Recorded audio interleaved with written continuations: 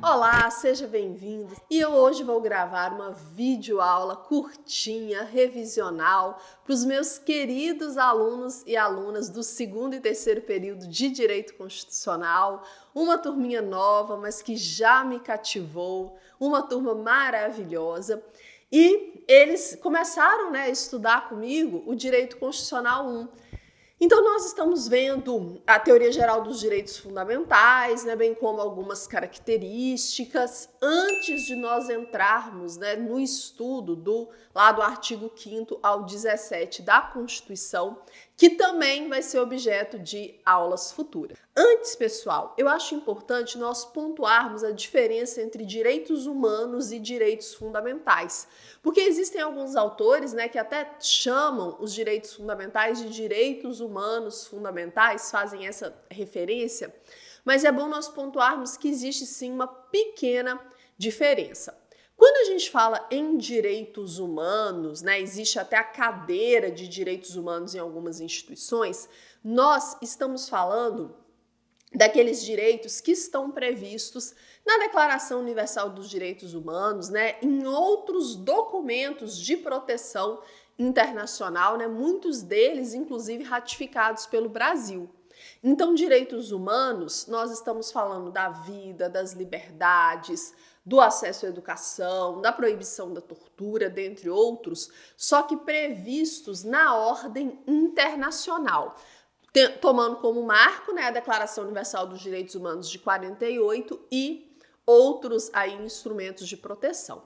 E aí, quando a gente fala em direitos fundamentais, nós estamos fazendo referência a esses mesmos direitos, vida, liberdades, o acesso, o direito à educação, que é um direito social, a proibição da tortura, direito de reunião, de associação, só que quando eles aparecem positivados na ordem interna, do nosso Estado, quando eles aparecem aí previstos na Constituição Federal, que é a nossa Carta Magna, a nossa lei maior, eles recebem o nome de direitos fundamentais.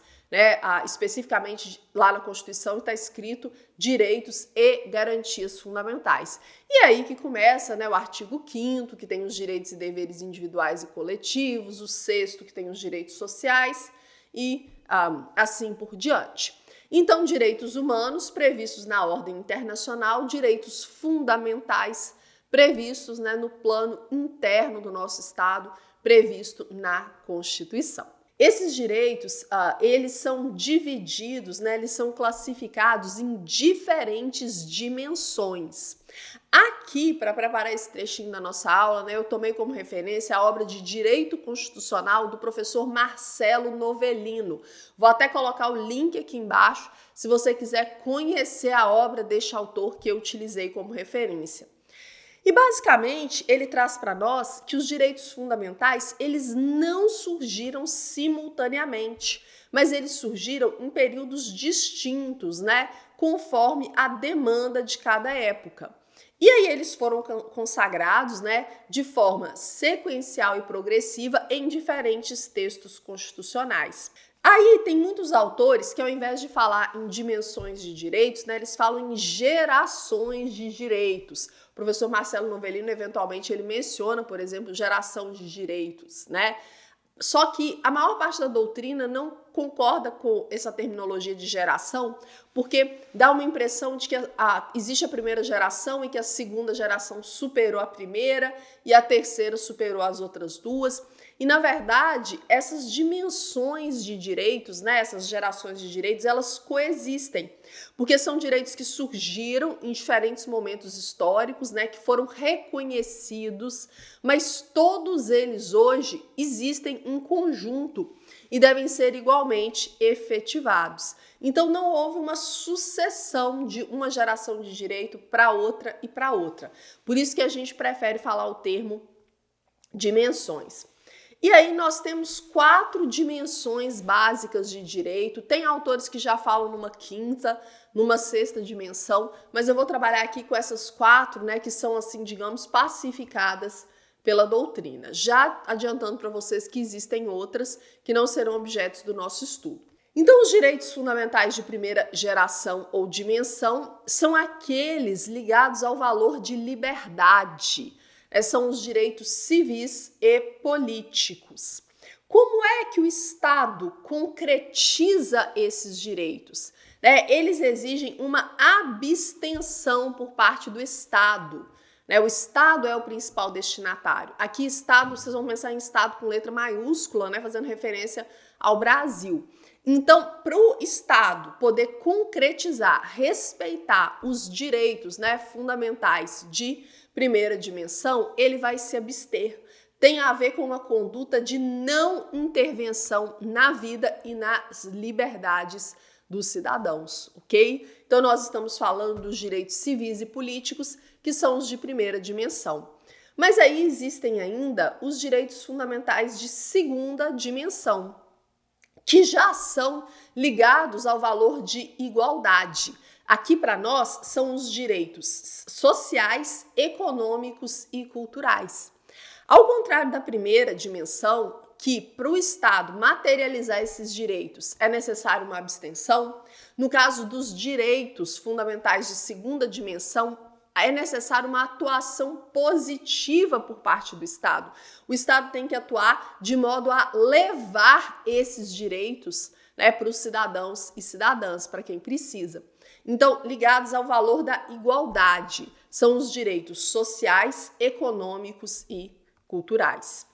Mas nós ainda temos os direitos fundamentais de terceira e de quarta dimensão. Os direitos fundamentais de terceira dimensão, eles são aqueles ligados ao valor da fraternidade ou da solidariedade. Estão relacionados ao desenvolvimento e ao progresso, Aí inclui-se o direito ao meio ambiente, à autodeterminação dos povos. Tudo isso que eu estou falando, autor de referência, professor Marcelo Novellino, a obra dele está aqui embaixo. Também estariam incluídos aí, entre os direitos fundamentais de terceira dimensão, o direito de propriedade sobre aquele patrimônio comum da humanidade, ok? E o direito de comunicação. Então, eu apresentei para vocês um rol exemplificativo do que seriam os direitos de terceira dimensão, E o professor Marcelo Novellino, ele fala para nós que são direitos transindividuais, São direitos destinados à proteção do gênero humano. E aí nós ainda temos os direitos fundamentais de quarta dimensão ou de quarta geração, que são objeto de controvérsia por parte da doutrina, mas a maior parte dos autores entendem, que, inclusive o professor Marcelo Novellino, que eles foram introduzidos, no âmbito jurídico pela globalização política, ok?